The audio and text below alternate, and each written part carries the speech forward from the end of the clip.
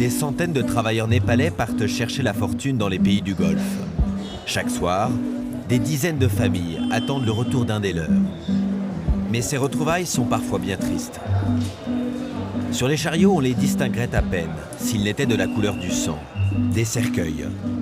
En quelques heures, nous en avons vu passer 4.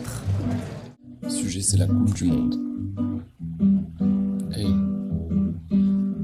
Encore le SIC sur la prod, pour te parler de football. Quand j'étais petit, j'étais football. Aujourd'hui, faut que je dénonce. Encore le SIC sur la prod, pour te parler de football. Quand j'étais petit, j'étais football. Aujourd'hui, faut que je dénonce. Un système dont on est l'engrenage. 22 hommes sur le terrain. Bientôt le Qatar en première page, mais sur les écrans, tout va bien. En vrai, qu'en est-il?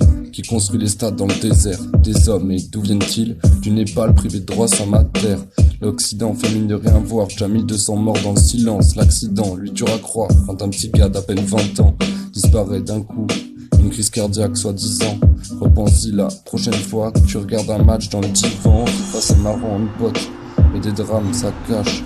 Bien plus grave que le vol d'une sacoche. Je te parle de vie qu'on saccage pour la gloire des puissants. Un sourire sur ton visage. Pour une coupe du monde, on le massacre. Avoue que c'est dommage. Échanger des vies contre des vies.